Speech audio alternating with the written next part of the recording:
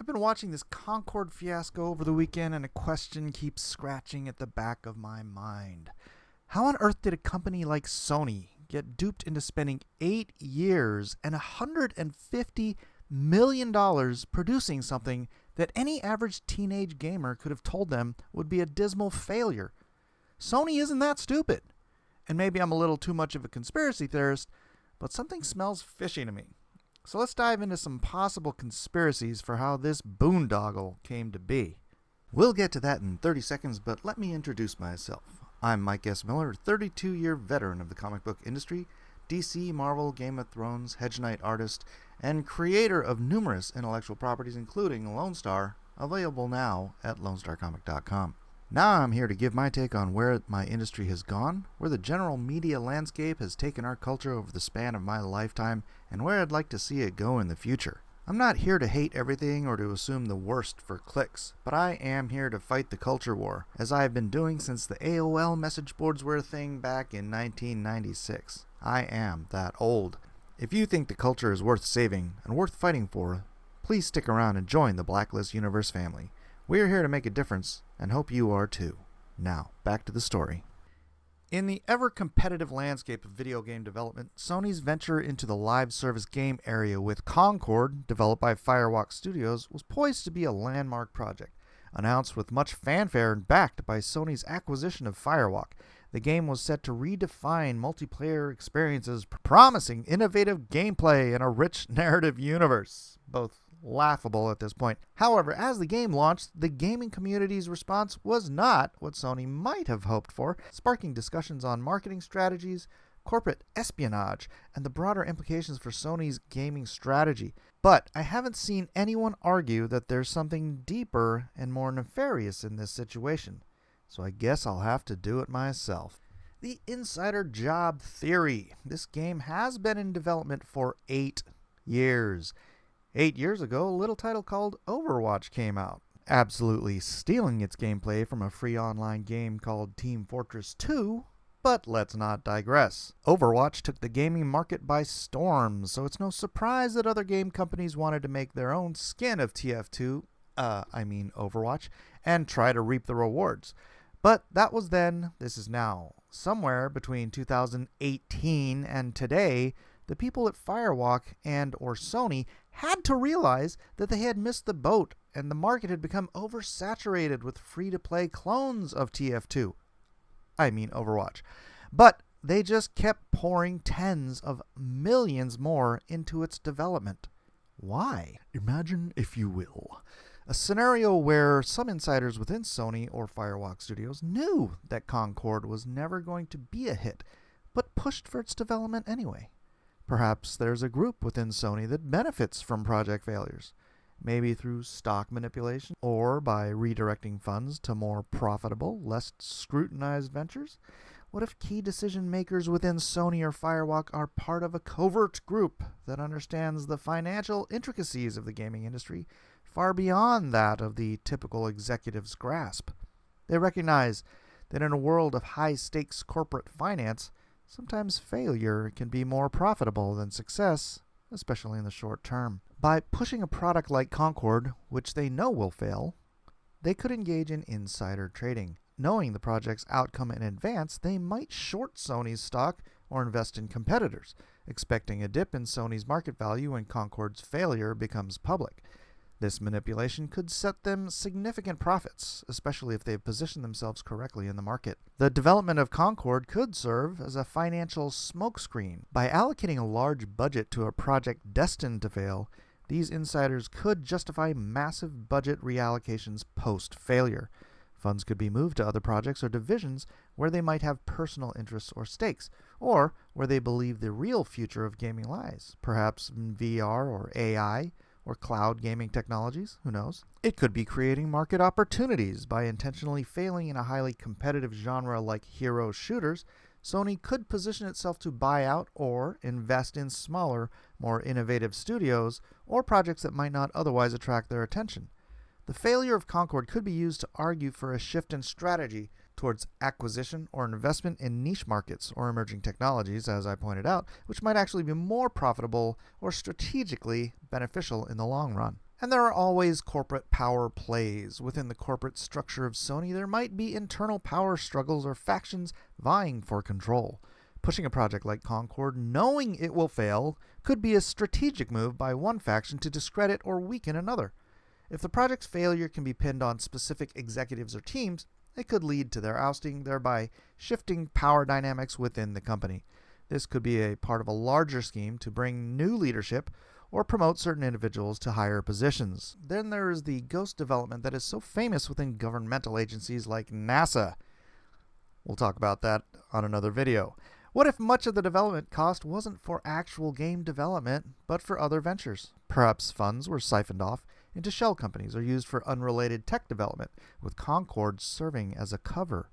The game's long development cycle could be explained by minimal actual work being done, which looks to be the case, with most of the budget going into pockets or other secret projects. And there are always shell companies and financial diversions. Imagine if Concord's development budget was funneled through a series of shell companies. These entities could exist solely on paper, designed to obscure the real flow of funds. The money might officially be allocated for game development, but could be redirected towards purchasing real estate, lining pockets, or funding other tech startups unrelated to gaming. This could serve multiple purposes: laundering money, hiding profits, investing in high-risk, high-reward ventures, all without the scrutiny that direct investment would attract. Then there's every corporation's favorite pastime: tax evasion and financial engineering. By inflating the budget for Concord, Sony could engage in sophisticated tax evasion strategies. Overstating development costs could lead to significant tax write-offs, especially if the project is deemed a failure. This could be a part of a larger financial engineering strategy where losses from Concord offset gains from other profitable ventures, reducing overall tax liability. The extended development cycle could be an excuse to funnel money into exorbitant salaries, bonuses, or perks under the guise of development costs. This could include luxury travel, high-end office spaces, even personal investments disguised as necessary for game development. One tactic is the bait and switch with investors. Sony might have pitched Concord as a revolutionary game to investors 8 years ago, inflating its potential to secure funding or justify acquisitions like Firewalk Studios. Once the money was secured, the project's scope could have been quietly downsized, with the excess funds being used for other undisclosed purposes, like buying up smaller studios or investing in tech that could be more profitable in the long run. But I repeat myself, Sony might have initially presented Concord as a groundbreaking title in the live service game genre, leveraging the success of games like Fortnite or Destiny 2. By painting a picture of Concord as potentially the next big hit, Sony could have attracted significant investment or justified the acquisition of Firewalk Studios. This initial phase would involve aggressive marketing, concept art, and promises of innovative gameplay mechanics, all designed to generate excitement and secure that funding. After securing the necessary funds or completing the acquisition, Sony could have quietly reduced Concord's scope. This could involve scaling back on promised features, reducing the development team, or shifting resources away from Concord to other projects. The downsizing might not be immediately noticeable to the public investors, especially if Sony continued to release periodic updates that maintain the illusion of progress. Sony could then redirect these funds towards more profitable or strategic ventures. Acquisitions using the funds to buy smaller, innovative studios or tech companies that might not have attracted Sony's attention otherwise. Investing in research and development for technologies that could revolutionize gaming or other tech sectors. This might include advancement in haptic feedback, VR immersion, AI-driven game design, which could be more valuable in the long term than Concord itself. If insiders knew about the downsizing or reallocation, they might engage in stock manipulation, selling Sony stocks at a high value before the market reacts to Concord's failure, or buying stocks in competitors or related tech companies expected to benefit from Sony's shift in focus. To cover their tracks, Sony might use legal or corporate strategies such as NDAs, non-disclosure agreements, ensuring that all parties involved, especially from Firewalk Studios, are bound by strict NDAs to prevent leaks about the project's real status or fund reallocation. Public relations, maintaining a positive public image by continuing to talk up Concord while quietly shifting resources. Press releases, interviews, and developer diaries could be used to keep the hype alive without substantial progress. Eventually, When Concord either fails to meet expectations or is quietly shelved, Sony could have used this as a strategic moment to justify new directions. The failure could justify a pivot toward new gaming genres, technologies, or even exiting the live service gaming market, claiming market conditions changed or that lessons were learned. By then, the initial investors might have seen some returns through stock dividends or other corporate maneuvers, or Sony might have new projects or acquisitions to present that distract from Concord's underperformance. This leads to the distraction theory, where Concord might have been a deliberate distraction from other, more significant issues or projects within Sony. By focusing the gaming community's ire on Concord's failure, other potentially more problematic or controversial decisions or projects could fly under the radar. This could involve controversial gaming content, executive decisions, or even, as I said, legal maneuvers. Imagine if Sony, aware of potential backlash or scrutiny over other projects or decisions, strategically positioned Concord as a high-profile but ultimately expendable project. By doing so, they could shift public focus. The gaming community's attention, especially on platforms like X, would be heavily drawn towards Concord's development, marketing, and eventual poor reception. This could serve to divert attention from other areas where Sony might be making more impactful, possibly controversial moves. They could also mitigate risk if there were internal projects or decisions that could potentially harm Sony's reputation or market position. Focusing on Concord's ups and downs could serve as a buffer. The community's ire or disappointment might be channeled towards Concord, leaving other projects or decisions relatively unscathed. Or perhaps Sony was involved in legal battles, acquisitions, or internal restructurings that they preferred not to be in the public eye. If Sony was facing lawsuits or regulatory scrutiny like antitrust investigations or privacy concerns, having Concord as a focal point could keep the public and media distracted from these more legally sensitive areas. Major internal shifts like layoffs, executive changes, or the reorientation of business units might be happening as well. By keeping the gaming community fixated on Concord, these changes could be implemented with less resistance or public outcry. Then again, they could just be funneling funds. The investment in Concord could be a sophisticated way to move funds into shell companies or offshore accounts, either to hide profits, launder money, or invest in other ventures without public or shareholder scrutiny.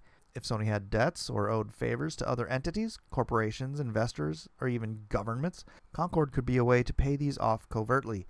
The project's failure could be justified as a business loss, while the funds are redirected elsewhere.